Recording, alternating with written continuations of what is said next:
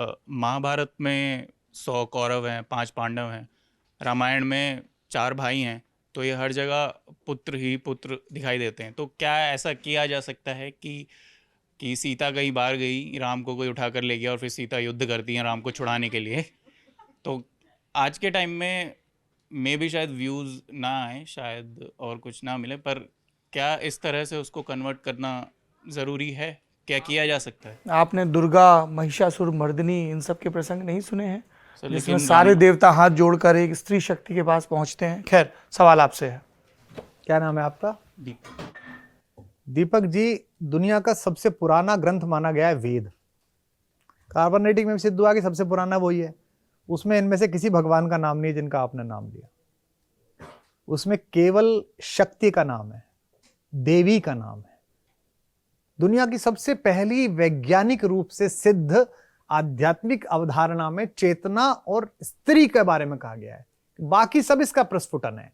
राम भी चेतना का प्रस्फुटन है, कृष्ण भी चेतना का, ये बाद में आए सब लोग।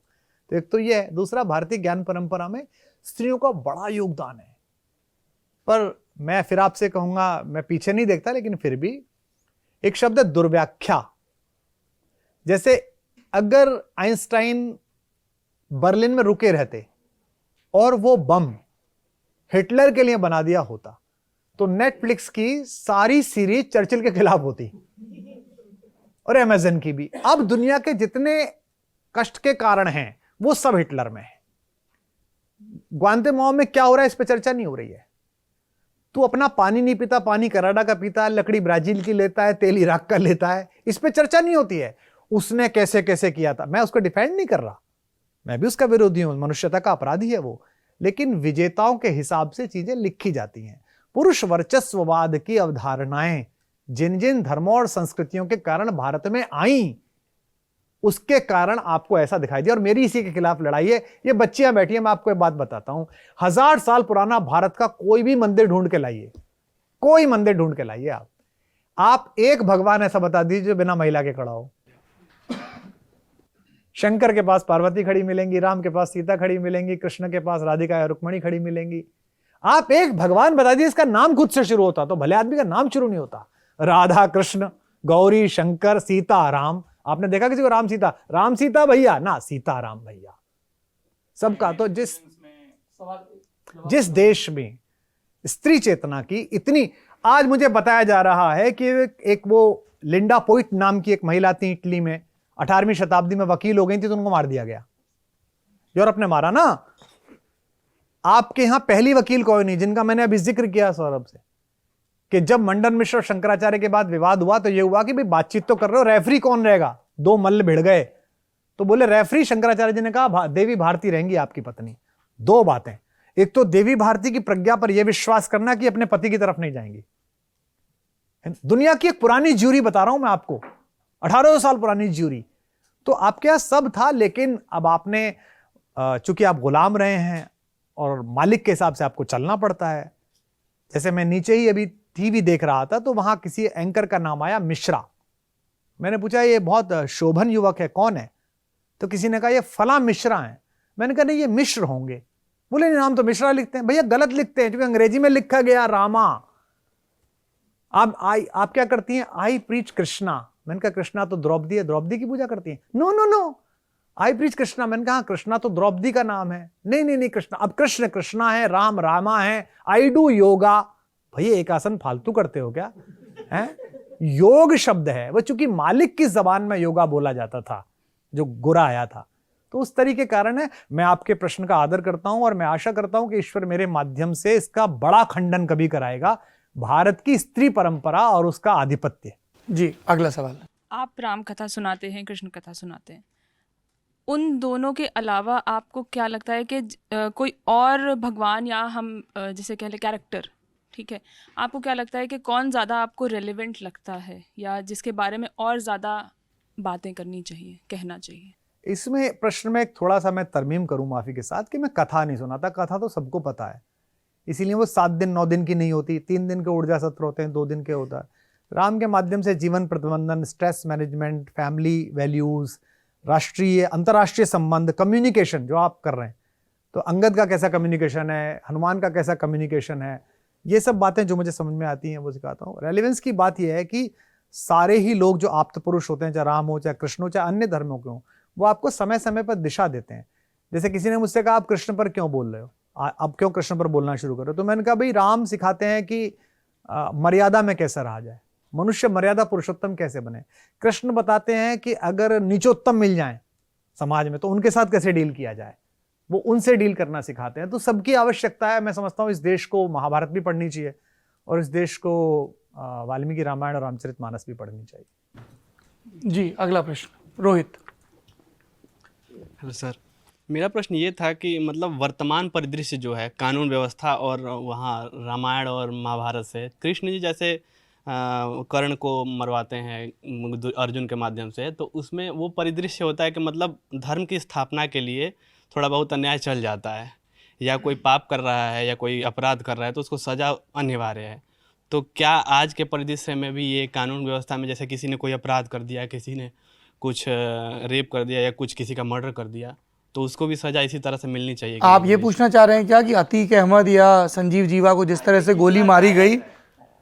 पहली बात तो कृष्ण के किसी कार्य से आधुनिक समय में हो रही इन बातों को जस्टिफाई करना या उनकी व्याख्या करना समीचीन नहीं है। वो एक लंबा परिप्रेक्ष्य है जिसमें देखना, और युग धर्म की अपनी चेतना होती है, अपनी नियमावली होती है। ऐसे समय में चाहे अतीक अहमद हो, चाहे संजीव जीवा हो, चाहे मोटरसाइकिल पे पीछे बैठ के जा रही एक बच्ची हो, सड़क पर जिसका भी न्याय किया जा रहा है वो एक सभ्य समाज को कबीले की तरफ ले जाने की कोशिश है। उसे पार्टी कर रही हो, कोई सरकार कर रही हो, कोई मंत्री कर रहा हो, कोई विपक्षी कर रहा हो, कोई लफंगा कर रहा हो, कोई सौदा कर रहा हो, कोई धर्मरक्षक कर रहा हो, कोई संस्कृति का सुधारक कर रहा हो, वो सब उस मूल भारतीय विचार के विपरीत हैं जिसे 1947 में हमने बनाया था। और उसके बाद बाबा साहब भीमराव अंबेडकर की अध्यक्षता में एक संविधान समिति ने देश को आत्मार्पित किया था। फिर क्यों किया था ये वितंडा? फिर मुझे क्यों कॉन्स्टिट्यूशन पढ़ाया था 8वीं क्लास में आपने? आप बता देते कि हम तो जहां खड़े होंगे वहां न्याय करेंगे, तो मैं उसके निजी रूप से विपरीत हूं। कृष्ण का क्या न्याय है, और कृष्ण से भी ज्यादा उस कथा को लिखने वाले महर्षि व्यास का क्या न्याय है, वो एक अलग बड़ा विषय है। वो लल्लन टॉप के इस 1-1.5 घंटे के कार्यक्रम में निपटेगा नहीं। उसके लिए मैं आपको आमंत्रित करता हूं कि आप अपने अपने श्याम में इसी जिज्ञासा को लेके ब्रज आएं, तो आनंद आएगा। जी नमस्कार सर, मेरा सवाल सर आपसे ये कि जैसे भी आपने कहा कि आजकल के जो नौजवान हैं, और क्योंकि अब आप अध्यात्म में भी रुचि रख रहे हैं और उसमें भी आ चुके हैं, तो सर कई बार क्या होता है कि लोगों का कन्फ्यूजन होता है अध्यात्म को लेके, भगवान को लेके। जैसे आपने कहा नास्तिकता जैसी कोई नास्तिकता का स्पेस ही नहीं है हमारे कल्चर में। तो सर अब मान लीजिए कि कोई इंसान है, वो सुबह अखबार पढ़ रहा है, उसने देखा कि बालासोर में ये सब चीज़ें हो रही हैं, मणिपुर में इतनी सारी घटनाएं हो गई, इतने लोग मर रहे हैं, बाकी सारी चीज़ें हैं। अखबार पढ़ने के बाद वो रामायण पढ़ता है, रामचरितमानस पढ़ता है। अब वो पहला जो चौपाई है वो पढ़ लेता है कि हुई है वही जो राम रचि राखा। या फिर सर मान लीजिए कि वो अखबार में पढ़ता है कि किसी लड़की के साथ या किसी औरत के साथ भेदभाव हुआ है, एक्सट्रीम सिचुएशन, बलात्कार हुआ है। उसके बाद वो किसी चौपाई पे आता है और वो पढ़ लेता है कि ढोल गवार शूद्र पशु नारी सकल ताड़ना की अधिकारी। इन सब की कंफ्यूजन्स का सर क्या निवारण है? इसको आप कैसे? इसी में तो लगा हुआ हूं, इसी कंफ्यूजन के निवारण में तो लगा हुआ हूं। जो ऊर्जा सत्र में प्रश्न आ रहे हैं वो यही आ रहे हैं जो आपके पास आ रहे हैं। पहली बात तो क्या है, जब आपको गति के नियम पढ़ाए गए थे, मुझे भी पढ़ाए गए थे, उस दिन मुझे ये नहीं बताया गया था कि सैटेलाइट में कैसे यूज होंगे ये। और मुझे बहुत लगता था कि मैं क्यों पढ़ूंगा इसे, मेरे को क्या मतलब कि a+b का होल स्क्वायर क्या होगा, इससे क्या फर्क पड़ेगा। लेकिन जो मेरे साथ के लड़के पढ़े थे उन्हें वो आज बड़ा बड़ा काम कर रहे हैं। ये जो जमीन में अंदर पड़ी हुई है हमारी मैरीन वाली जो बड़ी बनी है, मेरे साथ के एक साथी का पराक्रम है सरकार के साथ मिलके, तब पढ़े थे, मेरे काम नहीं आए, उसके काम आ गए। तो हम कोई जो शास्त्र पढ़ते हैं, धर्म पढ़ते हैं, किसी भी किताब पढ़ते हैं, उस किताब से हमारे भाव जगत का और चेतना जगत का निर्माण होता है। अब रोज नई चुनौतियां आती हैं। हुई है वही जो राम रचि राखा, इसलिए नहीं है कि आप निराश होकर बैठ जाइए, भगवान जो करेगा करेगा। हुई है वही जो राम रचि राखा इसलिए है कि जब आपके विपरीत कोई निर्णय आए या तो आप हताश ना हो, आप ये माने कि ये नियति थी, ऐसा ही होगा, अब मैं आगे बढ़ता हूं। और आपके कोई समर्थन में ना आ जाए तो आप बहुत अधिक अहंकार में ना आ जाए कि तो मैंने कर लिया, आई एम द क्रिएटर। तो दोनों ही अतियों से बचाने के लिए एक पंक्ति है। दूसरे, बाबा तुलसीदास की अपनी दृष्टि है, उनका अपना सोच है, उसमें जो जो आपको नवनीत तत्व लगे, अच्छा तत्व लगे। मैंने अभी आपसे कहा था, एक स्वाति नक्षत्र की बूंद को लेने के लिए जमीन पर बैठा हुआ चकोर है, और एक आकाश में उड़ता हुआ भी मरे हुए शव को ढूंढने वाला गिद्ध है। आपको तय करना है कि आपको दिव्य दृष्टि बनानी है कि गिद्ध दृष्टि बनानी है। कुछ लोग मानस को गिद्ध दृष्टि से देखते हैं और कुछ लोग मानस को दिव्य दृष्टि की तरफ से देखते हैं। तो मेरा यही एक प्रयास है कि मेरे पास आप जैसे साथी ऐसे प्रश्न लेके आएं, जूझें, लड़ें हम दोनों। कभी मैं आपसे सहमत हो जाऊं, कभी आप मुझसे सहमत हो जाएं, क्योंकि जो भी श्रद्धा तर्क के बाहर खड़ी हुई है वो श्रद्धा ज्यादा समय नहीं रुकेगी। उसे तर्क की निकष पर समकालीन समाज में सत्य सिद्ध ही होना पड़ेगा, तभी वो शाश्वत होगी। जी, आखिरी सवाल उपासना पूछेंगी। नमस्कार सर, आपको अभी हमने हाल फिलहाल में, सबसे पहले मेरा जब आपका परिचय हुआ था मेरा, तब मैंने आपकी वो कविता सुनी थी, कोई दीवाना कहता है, और वो एक तब का साल था और एक आज का साल है जब मैं आपको एक अध्यात्म के क्षेत्र में देख रही हूँ। सही शब्द में बोलूँ तो अध्यात्म के कारोबार में देख रही हूँ, क्योंकि कोई भी प्रोफेशन आप बिना पैसे के आप आगे नहीं बढ़ सकते हैं। इस कारोबार में जो लोग पहले से मौजूद हैं और जो करप्शन की तरह फैला रहे हैं, जो सामाजिक चेतना के नाम पर लोगों को बेवकूफ़ बना रहे हैं, बरगला रहे हैं, जो वेद और पुराण हैं उनकी गलत तरीके से व्याख्या कर रहे हैं, उन लोगों के खिलाफ आपका कौन सा कदम होगा? उन लोगों के खिलाफ आप क्यों नहीं बोलते? नहीं, बिल्कुल। देखिए, दो तरीके हैं। एक गिलास में पानी में 1 चम्मच जहर डाल दीजिए तो आदमी मर जाएगा। एक बाल्टी पानी में 1 चम्मच जहर डाल दीजिए तो कीड़ा मर जाएगा। लेकिन समुद्र में उसी 1 चम्मच जहर को डाल दीजिए तो जहर मर जाएगा। तो मेरी योजना है कि मैं जहर को समुद्र में उतार दूं, यानी कि मैं आध्यात्मिक चेतना के इतने सारे लोग इकट्ठे कर दूं, जो मैंने कविता में करके देखा कि पहले मुझे लड़ना पड़ता था कि मैं सही बात कह रहा हूं, मुझे सुन लो। अभी मेरे समर्थक और मेरे प्रशंसक ही लड़ मिलते हैं। कोई लिखे तो लिख देते हैं, उसके नीचे बहुत सारी भीड़ इकट्ठी हो जाती है, चौराहे पे भीड़ इकट्ठी हो जाती है। तो मेरा मानना है, और ये जो आपने बात कही कि जो कुरीतियां हैं, पाखंड है, धर्म के नाम पर जो वितंडा है, ये नया नहीं है, ये हर समय होता है। जो भी चीज़ जड़ होने लगती है धीमे धीमे, और यही हम जैसे और आपके जैसे प्रदीप्त मस्तिष्कों का होता है कहना सुनना। ये बताने के बाद भी कि मैं अपने अपने राम का सारा पैसा ट्रस्ट में दे रहा हूं, आपके मन में शंका है कि कारोबार है। कारोबार के लिए मेरे पास कविता है, उससे काम मेरा चल रहा है। ये दूसरे काम के लिए जो मैं कर रहा हूं, पर चूंकि अधिकांशतः लोगों ने ऐसा कर रखा है, आपके मन में शंका है। तो जिस दिन वो बन जाएगा और आप देखेंगे कि वहां 3000 बच्चे पढ़ रहे हैं, तो आपको लगेगा नहीं नहीं, ये कारोबार नहीं था, कुमार विश्वास सही काम कर रहा था। तो जनता बढ़ती चली जाएगी। सर, मेरा दूसरा सवाल है, राम को आप एक पूजनीय शख्स मानते हैं? मैं, क्योंकि मेरे लिए वो एक ऐसे कोई भगवान नहीं है जिन्होंने कोई बहुत चमत्कारी काम किया हो। उनके वो एक नैतिक मूल्यों से बने हुए एक इंसान हैं, जिनके अगर नैतिकों को मैं पालन करती हूँ तो मैं कहूँगी कि हाँ, मैं राम के भक्त हूँ। लेकिन ये एक तरीके का जो माइंडसेट बनाया जा रहा है कि राम की मूर्ति बना दी गई है, पूजा किया जा रहा है, क्या आप भी उस पूजनीय धारणा को मानते हैं या फिर उस नैतिकता वाले राम को मानते हैं? पहली बात तो कि राम की पूरी अवधारणा में राम ने कोई चमत्कार नहीं किया, उन्होंने कोई दैवीय कार्यक्रम नहीं किया। उन्होंने हाथ बढ़ा के चांद को नहीं तोड़ा, चांद के 2 टुकड़े नहीं करे, उन्होंने जमीन को छोटा नहीं करा। वो बाकायदा भले मनुष्य की तरह रोए, बहुत कष्ट में रहे, इतने पगला गए कि पशु पक्षी से पूछने लगे कि मेरी पत्नी देखी है क्या? क्या होता है आदमी को? यही तो होता है जब आदमी उसमें डिप्रेशन में होता है। सब कुछ उन्होंने एक सामान्य नागरिक की तरह, मनुष्य की तरह उन्होंने ये बताया कि बहुत सारी असफलता आने पर उनका कैसे आप संघर्ष के साथ मुकाबला करें, जिसे लीला कहते हैं कि भारत उन्होंने काम करके अपना काम एक कैरेक्टर में ढल के उन्होंने करके दिखाया। दूसरा, जहां मूर्ति की बात कर रही है उपासना, सब लोग आपकी तरह प्रज्ञावादी नहीं है। गीता में एक शब्द है प्रज्ञावादिंश भाषिषः। आपकी तरह जो सवाल अर्जुन ने पूछा कृष्ण से, कृष्ण ने कहा आज तू प्रज्ञावादियों की तरह बात करता है।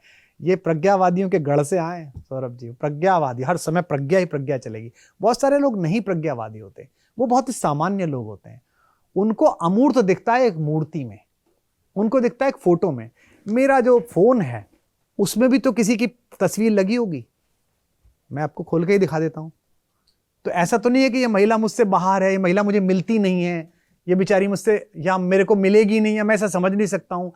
ये एक स्मरण है कि मैं अगर थोड़ा सा तनाव में हूं, कष्ट में हूं, फोन खोलूं तो पहले एक मुस्कुराता हुआ चेहरा मेरे सामने रहना चाहिए जिसको मैं प्रेम करता हूं। तो मूर्ति केवल इतना है कि जो बहुत सामान्य नागरिक हैं, जो बहुत बुद्धिवादी नहीं है, जिनको द्वैत अद्वैत ब्रह्म माया जीव ये समझ में नहीं आ रहा है, उनके लिए एक विग्रह है जिसमें उन्हें भगवान दिखा और उन्होंने हाथ जोड़ लिए। बहुत सारे लोगों को तो मेरी पत्नी को, मेरे यहाँ जो पालतू एक बच्चा हमारा है, डॉग है, कुत्ता है, उसमें बेटा दिखता है। इसे मूर्खता कह सकते हैं। पढ़ी लिखी महिला है, PhD है, बड़े पद पर है, मेरा बेटा कहाँ गया, बेटा दुखी हो गया, बेटे की आंख में पड़ गया। बेटा थोड़ी है वो, अंदर एक प्रेम का झरना है बच्चों को लेके, वो उसमें जाके प्रतिस्पर्धित हो, उसको पता भी नहीं होगा ये बात, और वो भी भूल चुका है कि मैं पशु हूं, उसको भी याद नहीं है कि वो कुत्ता है। उसकी उतनी लड़ाई है, मेरी बेटी बगल में आके लेट जाए तो वो उसी अधिकार भाव के साथ लड़ता है कि ऐसा कैसे हो गया, पहला अधिकार मेरा है। खूब लड़ाई होती है और हम उसका परम आनंद उठाते हैं। अब उस पूरी प्रक्रिया को देखकर कोई आदमी प्रज्ञावादी बुद्धिवादी मुझे मूर्ख कह सकता है। क्या मूर्ख आदमी है? कुत्ते से बहस हो रही है, वो कुत्ते की भाषा में। आप बिटिया हैं, आपको बोलूं, आप अपनी माँ से बात करना। आप जब पैदा हुई, दुनिया की हर माँ ने अपने बच्चे से जिब्रिश में बात की। मुंह सीधा खुलता है, बोलना सीधा आता है, फिर भी आपने बात लड़ते तेजा है, मीला बीता है। मीला बीता है भाषा नहीं है, ये प्रेम है, स्नेह है, भाव का आवेग है। तो मूर्ति माध्यम है उस भाव के आवेग का। हाँ, उसके लिए वितंडा करना वो गलत है। किसी को उसमें दिखते हैं, किसी को सीधे दिखते हैं। मुझे तो सीधे दिखते हैं, कैन यू बिलीव? मैं तो सीधे बात करता हूं, संवाद कर लेता हूं, मूर्ति में भी दिख जाते हैं। पर मैं आपकी जिज्ञासा, आपके साहस और आपकी चेतना का सम्मान करता हूं। Thank you. दर्शकों के 10 सवाल। अच्छा, अभी भी बच गए? दर्शकों के, ये तो यहाँ के थे, मुझे लगा निबट गए। मैंने क्लब कर दिए हैं कई सवाल आए। देखिए, दर्शकों के लगभग 2-2.5 हजार सवाल आए। अरे राम रे। पर आपकी सहूलियत और आपके समय का इसका मैं एक उत्तर देता हूं। जब हम 15 में हमने सरकार बनाई तो 16 में हम लखनऊ जा रहे थे। तो जब हम एयरपोर्ट पे बस में चढ़े तो मेरे साथ 4 नेता थे। उनमें 2 सत्तासीन पार्टी के थे, एक प्रदेश की पार्टी का था बड़ा जिसकी सरकार चल रही थी, और एक विपक्ष में जो हमारी कांग्रेस है उसके थे। तो कुछ जो बस में लोग चढ़े वो मुझसे बहस करने लगे, कुछ कॉम्प्लीमेंट देने लगे, कुछ हमारी सरकार को लेकर टिप्पणियां करने लगे। क्या विश्वास जी, आपने तो ये कहा था, अब तो ये हो रहा है। ऐसी बातें वो लोग मुझसे करने लगे। तो मुझसे एक आदमी ने बोला, उनमें से एक नेता ने, देखा जनता आपसे कितनी नाराज है? तो मैंने कहा नहीं। बोले देखो, हमसे किसी से कुछ नहीं कहा। मैंने कहा नहीं, वो आपसे ऊब चुके हैं। उन्हें पता है कि ना तो आप प्रश्नों के उत्तर देने लायक हैं, ना आपसे पूछ के कुछ हासिल होगा।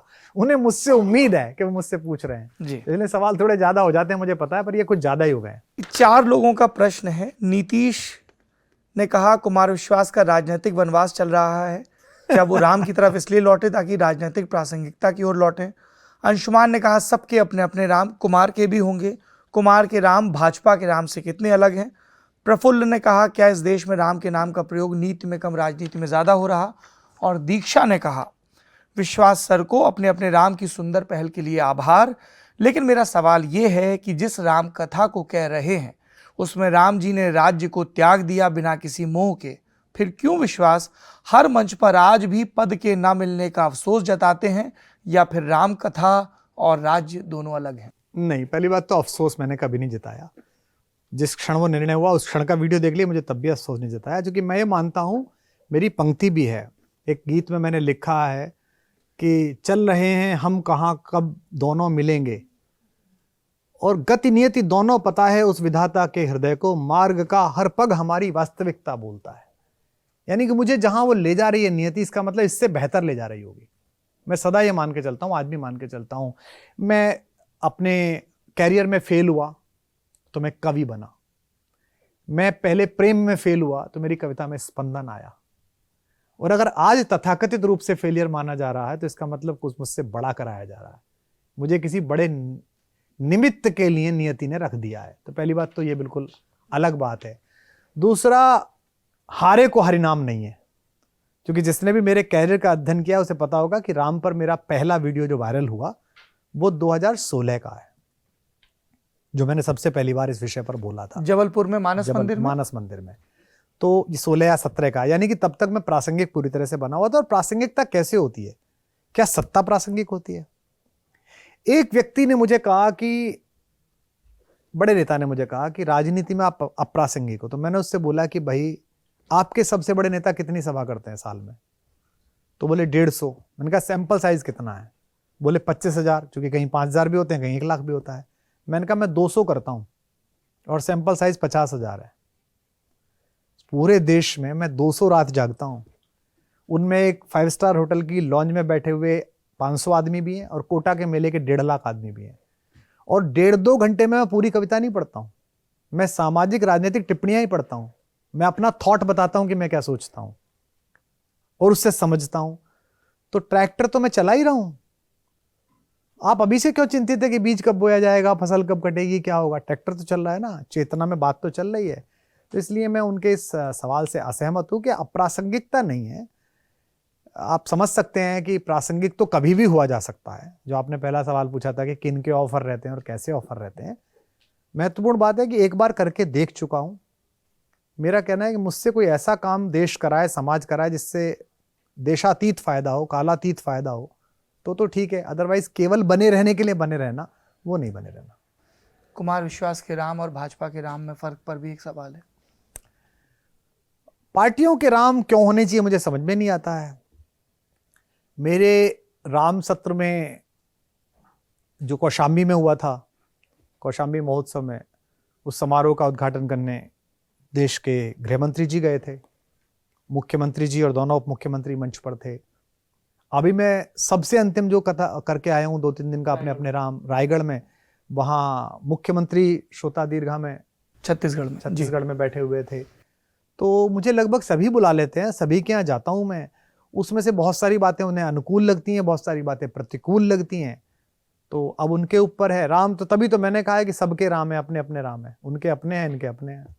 पंकज प्रखर का सवाल है, आप साहित्य के विद्यार्थी रहे, प्रोफेसर, कवि, लेकिन मुख्य धारा की कविता से आपका इतना दुराव क्यों? कभी भी आप अपने साहित्यिक रचनाक्रम में समकालीन कविता को लेकर प्रयास नहीं करते, या आप उस परिदृश्य से अपरिचित हैं? कोई खास प्रतिबद्धता है? नहीं, मैं समकालीन सारे जो मुख्य धारा के मित्र हैं उनका बहुत सम्मान करता हूँ और मुझे इस बात पर प्रसन्नता है कि उनकी कविताएं शायद ही उनके किसी पाठक को इतनी याद हो जितनी मुझे याद है, लेकिन मैं कभी उनका उल्लेख नहीं करता। उसका कारण भी है कि लोकप्रियता अपने साथ कष्ट लाती है।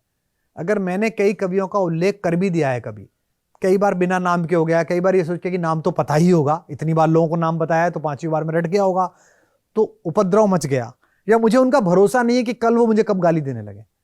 इसलिए मैंने तर्पण में समकालीन कवि अगर लिए तो वो लिए जो दिवंगत हो गए, अज्ञेय, मुझसे कहने नहीं आएंगे अज्ञेय। वरना अज्ञेय से कहवाया जा सकता है कि राम पर बोलता है, ऐसा आदमी चाहिए नहीं मुझे, मैं तो अपनी कविता का, तो कल को मैं ये अज्ञेय की नाराजगी ले लूं। तो आज के बहुत सारे कवि हैं जो मुझे बहुत पसंद है। ऐसा समकालीन साहित्य की कोई पत्रिका नहीं है जो मेरे घर नहीं आती हो। मैं उन पत्रिकाओं का नाम लेके भी उन्हें अप्रासंगिक और अप्रासंगिक नहीं करना चाहता।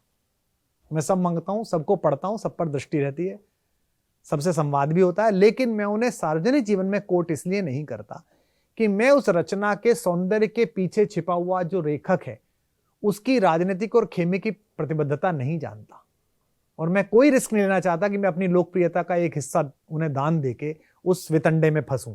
वो मुझ पे लिखें, मैं उन पे लिखूं, वो ठीक है, वो अपना काम करते रहे, मेरा उनका सम्मान है। हमें वो सम्मान नहीं देते तो उसमें कोई प्रॉब्लम नहीं है। पीएचडी 4-5 विश्वविद्यालयों में हो रही हैं। हर बच्चे का एक ही कहना होता है कि पीएचडी टॉपिक जब आप पे रखा तो अंदर बहुत लड़ाई हुई। आप इतने बड़े विश्वविद्यालय के विभाग के अध्यक्ष हैं और एक बच्चा लेके आया है कि कुमार विश्वास की कविताओं की समकालीन प्रासंगिकता, और आप कह रहे हैं इस पे क्या पीएचडी होगी? अबे यही तो पीएचडी होगी। बाद में ये लिखवा लेना कि प्रासंगिक नहीं था, पीएचडी तो करने दे। पीएचडी का तो मतलब ही है कि पीएचडी होगी, या तुम पहले से तय कर चुके हो कि प्रासंगिक ना हो जाए। फिर दूसरा बोला, कोई दीवाना कहता है कि अलावा उन्होंने क्या लिखा है। अरे भैया, उसी राजकमल से, उसी वाणी से मेरी किताब छपी है, ले उठा के पढ़ ले। पीएचडी छपी है वाणी से, उसे पढ़ ले, पर उसे पढ़ना नहीं है। वो मूलतः मुझसे इसलिए नाराज नहीं कि मेरी कविताएं कैसी हैं, वो मूलतः मेरे कवि हो जाने के अतिरिक्त जो काम है, लोकप्रियता है, यश है, समृद्धि है, ऐश्वर्य है, इससे नाराज है। तो इसलिए जो प्रखर का सवाल है, मेरे मन में भी आता है कि कोई ऐसा मंच हो कि वो भी आके बैठे, हम भी आके बैठे, मैं उनका सम्मान करूं कि क्या बढ़िया बात कही है इन्होंने मुझे। और वो मेरे मित्र भी हैं उनमें बहुत सारे लोग, पर नाम लेने से समस्या हो जाती है कि उनका आज नाम ले लो, आज वो सहमत हैं, कल आपने कोई टिप्पणी करी किसी बात पर, उन्होंने फिर आपके खिलाफ टिप्पणी करी, और उस नाम लेने का जो लाभ उन्हें मिला था उसका उपयोग दुरुपयोग करा, तो इसलिए थोड़ा बचता हूँ। गुंजन सिंह का सवाल है कि जरा दर्शकों को कवि सम्मेलन की अर्थव्यवस्था समझा दीजिए। 20-25 लाख तो कुमार विश्वास लेते होंगे, बाकी कवियों को कितने लाख मिल जाता है एक रात में कविता पढ़ने का? मेरा बताइए कहना साहब। यह है कि ये लल्लन टॉप, 20-25 लाख ठीक है? हाँ, लल्लन टॉप को और इंडिया टुडे को मुझे लगता है कि देश के इतने बड़े संस्थान पर एक कवर स्टोरी करनी चाहिए, जी जिसका नाम होना चाहिए बाजार की कविता और कविता का बाजार। जी मैं आपको बायलाइन भी देके जा रहा हूँ। जी इसको लेके एक पूरी स्टोरी करनी चाहिए, आयोजकों से बात करनी चाहिए कि कितने पैसे देते हो, तंबू कितने का लगता है, फिर बाद में जो आता है मटेरियल, इसकी मिल्किंग कैसे होती है, ये $20,000 कैसे कमाता है, $30,000 कैसे कमाता है एक वीडियो, फिर ये कैसे बढ़ता है, कवि को कितना जाता है, बनाने वाली कंपनी को कितना जाता है, पूरा अर्थशास्त्र है। पर इसकी तरफ निगाह किसी की नहीं है, तो मैं आपको बल्कि एक विषय देके जा रहा हूं कि आप इनकी जिज्ञासा 1 पेज नहीं 15-20 पेज में शांत करिए, जी। जिनमें मैं भी अपना इंटरव्यू दे दूंगा, अपनी टिप्पणी दे दूंगा। आपको जान खुशी होगी कि ये 2-4 दिन पहले ही लगभग इसी मयार की एक story India today Hindi magazine के लिए असाइन की गई है, जिसमें ये मंच की कविता, स्लैम पोइट्री, बड़े बड़े OTT प्लेटफॉर्म्स पे जो कविता के अलग अलग माध्यम आ रहे हैं, तो इनकी अर्थव्यवस्था भी समझी जाए और इनका प्रभाव क्षेत्र भी समझा। इनका प्रभाव क्षेत्र तो अद्भुत है, पार्टियां इस्तेमाल कर रही हैं। जिस भी प्रदेश में कवि सम्मेलन वो आता है, चुनाव आता है, देखिए वहाँ कितने कवि सम्मेलन होते हैं जी। और उन कवि सम्मेलन में जाने वाले कवियों के उद्बोधन और नीचे बैठे हुए लहलहा के हाथ हिलाते हुए मुख्यमंत्रियों के और प्रदेश के अध्यक्षों के चेहरे बता देते हैं कि क्या बोला जा रहा है और क्या कहा जा रहा है। उनको तो साफ पता चल जाता है। इस पर करिए स्टोरी। जी बिल्कुल। विवेक भट्ट का सवाल है कि आप 2 उपन्यास लिख रहे हैं, वो कब तक आएंगे? वो बहुत वर्षों से लंबित है। उपन्यास के लिए एक लेखकीय एकाग्रता चाहिए और एक लेखकीय धैर्य चाहिए। मेरा जीवन उथल पुथल से भरा हुआ है, मेरा जीवन बड़ा मोमेंट पे निर्भर है। धीरोदात्त नायक की कथा गाथा सुनाते हैं, इसीलिए और कह उसको रहे हैं धीमे कि- कर रहा हूं मैं। इसको स्वीकार करने में क्या दिक्कत है कि ये एक एंजाइटी लेवल है मेरी लाइफ में कि ये करते हैं, ये करके देखते हैं, खेत में क्या काम हो रहा है, ये वाली फसल कैसे हुई, ये बत्तख का क्या हाल है, और दुनिया जहान की चीजें, बेटियां क्या कर रही हैं, नया घर बन रहा है उसका इंटीरियर कैसा होना चाहिए, फला है ढिमका है, ये वाली किताब मिली है, योग वशिष्ठ की नई व्याख्या मिली है, मद्रास के हाईकोर्ट के एक जज थे, उनके राम कथा पे, वाल्मीकि रामायण पे भाषण मिल गए मुझे, नालंदा प्रकाशन से, पता नहीं बिहार राजभाषा परिषद के छपे हुए, वो इतनी मोटी 2 किताबें। आजकल वो परमानंद में डूबे हुए, आहा हा, हर लाइन पढ़ने के बाद थोड़ी देर होगा, आहा क्या बात कह दी, क्या बात कह दी। तो ये जो बेचैनी है ये आपको लिखने नहीं देती। तो वो दोनों उपन्यास, एक तो 50-60 पेज लिख दिया गया है जो पाटलिपुत्र प्राचीन जो है उसकी पृष्ठभूमि पर है, जो एक चोर के एक नगर वधू से साथ प्रेम का उपन्यास है उन दोनों के बीच। जो मैंने कभी व्रत कथा मंजरी पढ़ते समय एक लाइन पढ़ी थी, वो एक श्लोक में कहीं था कि कई बार चोर के कौशल पर भी कोई सुंदरी मोहित हो सकती है। ऐसा तब हुआ था जब फला नगर वधू एक चोर के कौशल पर मोहित हो गई थी। वो कथा आगे नहीं मिली। तो मुझे लगा यार ऐसा कैसे होगा कि उस वक्त की सबसे सुंदर औरत राजा के महल में और राजा के वहां नृत्य प्रस्तुत करने वाली, वो एक छोटे चोर के कौशल पर प्रसन्न हो जाए। तो मुझे लगा एक बड़ी कहानी है। तो मैंने उसकी रिसर्च की पहले कि बोला क्या जाता था, तल्प को क्या बोलते थे, पानी पीने की चीज को क्या बोलते थे, चोरी कैसे कैसे होती थी। उसमें 2-3 साल लग गए। फिर वो लिखा, 50-60 पेज हो गए। और एक स्पेन के लेखक की कहानी है जो हुआ, मतलब कोई लेखक नहीं है लेकिन वो अस्तित्ववादी लेखक है, और वो कैसे जंगल चला जाता है और 12-15 साल बाद लौटता है, जंगल में उसके क्या अनुभव है और यहाँ उसके क्या अनुभव है, और दोनों अनुभवों को मिला के आखिर एक दिन फिर जंगल चला जाता है। Why Spain? अचानक पता नहीं कैसे आ गया कि स्पेन में एक लेखक है, वो ऐसे रहता है, उसका डाइवोर्स हो चुका है। फिर वो जो उसके साथ एकेडमी में असिस्टेंट है, उसके साथ उसका अफेयर चल रहा है, लिव इन में रह रहा है। वहाँ दुनिया देख रहा है, नोबेल पुरस्कार के लिए उसका नाम चल रहा है कि नोबेल मिलेगा। और वो सुबह घूमने जाता है एक दिन और फिर वो लौटता नहीं है। फिर उसकी खोज चलती है अलग अलग जगहों पे कहाँ है। फिर वो 16 साल बाद अचानक उसको कोई डिस्कवरी का कोई क्रू देख लेता है कि एक मनुष्य जैसा कोई जानवर घूम रहा है। फिर उसको पकड़ा जाता है, लाया जाता है, पता चलता है वो तब तक वो अपनी भाषा भूल चुका है, उसको जंगल के साथ सहकार आ गया, प्रकृति के साथ। और फिर वो आता है, फिर सीखता है, फिर दोबारा तृष्णा जागती है, और अंत में उसका एक प्रकृत मस्तिष्क निर्णय लेता है कि नहीं, प्रकृति ठीक है। तो इस पर काफी काम चल चुका है। भारत में एक तो प्रकाशक पैसे नहीं देते, मतलब मेरी किताब का रीप्रिंट 1 करोड़ में गया तो उसी को बहुत आफत मचाई हिंदी वालों ने कि 1 करोड़ रुपया दे दिया। जबकि मैं देखता हूँ विदेश में एक लेखक से लिखवाना हो 140 करोड़ में जिसकी स्वीकार्यता हो तो उसको पैसे बहुत देते हैं। तो अभी तो मेरे पास पारिवारिक चुनौतियां हैं, गृहस्थ के कुछ उत्तरदायित्व हैं, उन्हीं से जूझते जूझते मैं इतना लेखकीय धैर्य नहीं निकाल पा रहा। मैं आशा करता हूँ कि आने वाले कल में भगवती मुझे स्पेस देगी कि मैं बैठ के अपनी स्टडी में आराम से लिख रहा हूँ। 2 पेज बन गए, फिर करेक्टर में पीछे गया, फिर बन गए, और 250 पेज का एक उपन्यास 200 पेज का है, ऐसा सोचता हूँ। मुझे संशय है इस पर, आई एम बीइंग ऑनेस्ट। तो भी कोई गलत नहीं है। दिनकर हाँ। जी ने कहा है कि बड़ी वह आत्मा जो रोए बिना तन से निकलती है, बड़ा वह आदमी जो जिंदगी भर काम करता है। मतलब देखिए इस देश में एपीजे अब्दुल कलाम का जाना, आहा हा हा क्या जाना था। मतलब मैं बहुत दुखी हुआ जब वो गए, मुझे उनसे बड़ा इश्क था, जैसे कहता ना एक तो होता प्रेम, मुझे उनसे इश्क था और उन्हें भी मेरे प्रति बहुत स्नेह का भाव था। मुझे उनकी वाणी की जो मिठास और तुतलाहट थी ना, उसमें मुझे कन्हैया दिखते थे। कैसे हो, बहुत अच्छा पोइट्री, बहुत अच्छा लगता था मुझे। ऐसा लगता था कि कैसी आवाज बोलना है। मुझे उनके बालों के घुंघराली लट में भी वो शेर सुनता था कि लाम के मानिंद हैं गेसू मेरे घनश्याम के, काफिर हैं जो कायल नहीं इस्लाम के, इस्लाम के। मुझे ऐसे दिखते थे। लेकिन जब वो बोलते बोलते शिलोंग में गए, कि वो आयाम शिलोंग में बोल रहे थे और बोलते में उन्होंने एक पॉज लिया और पीछे डायस के गिरे, एडीसी भागा और thank you very much, what a life, बड़ा वह आदमी जो जिंदगी भर काम करता है। तो लिख पाऊंगा तो भी बेहतर, वो भी काम ही है, और नहीं तो जो काम कर रहा हूं वो करूंगा ही। जी, आखिरी प्रश्न बहुत अच्छा है।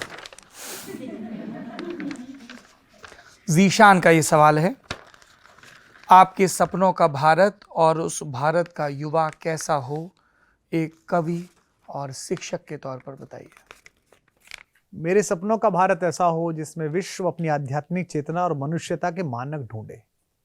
उसके लिए आवश्यक एक युवा घृणा से बचे, नफरत से बचे, जजमेंटलिज्म से बचे। यही सही है, ये गलत है, ये तो कभी नहीं हुआ इस देश में और होना भी नहीं चाहिए। इस देश की अवधारणा ही नहीं है कि यही सही है। यहां तो जिज्ञासा करने वाले हनुमान को सब पुरस्कार देते हैं, यहां बागे बहिष्ट से निकालते नहीं है। 2 लोगों को जिज्ञासा हो गई ये फल क्या है, उन्होंने खा लिया तो आप निकाल दोगे, ये क्या बात हुई? आपने धक्के मार के बाहर निकाल दिया, जाओ पृथ्वी पे जाओ, अब खारिज हो गए आप। यहां दूसरा है, एक बच्चे को जिज्ञासा हो गई कि सेब है, फल है, उसने उछल के खा लिया उसको, तो उसको छुड़वाया तो गया क्योंकि लोक का मंगल है। उसके यहाँ वज्र मारा गया था कि मुंह खुल सके बेचारे का, जैसे बच्चे का मुंह खोलते हैं। लेकिन उसके बाद ब्रह्मा ने कहा कि आज से मैं तेरा पालक हूं। शंकर ने कहा आज से मैं तुझे ज्ञान दूंगा, मैं तेरा गुरु हूं। इंद्र ने कहा मैं तुझे वरदान देता हूं, तू पानी में नहीं डूबेगा। वरुण ने कहा कि तू जो है बादलों पर चलेगा। अग्नि ने कहा तू आग में जलेगा नहीं कभी भी, इसलिए पूंछ में आग लगी तो जली नहीं।